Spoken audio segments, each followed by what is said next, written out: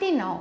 Vrei să faci alegeri informate cu impact pozitiv asupra sănătății inimii tale? Am revenit cu următoarele întrebări din scala aderenței la dieta mediteraneană. 5. Consumați mai puțin decât o porție de carne roșie, hamburger, alte produse de carne în fiecare zi? 6.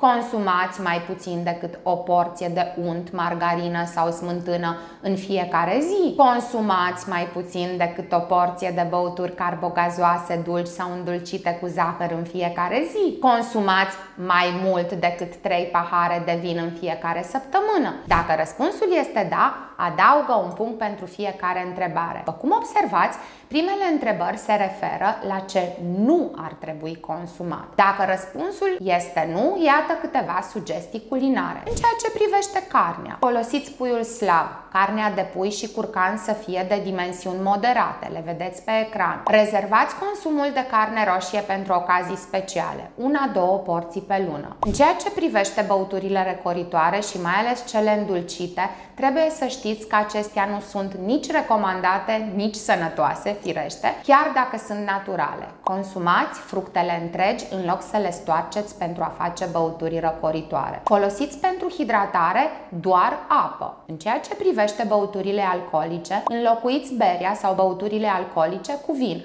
preferabil vin roșu, nu mai mult de 2 pahare pe zi pentru bărbați și 1 pahar pe zi pentru femei. Consumați întotdeauna în timpul meselor. Sunt Dr. Gabriela Mut și te aștept să continuăm cu următoarele răspunsuri. Dacă vrei totul mai repede și mai mult, știi unde să mă găsești.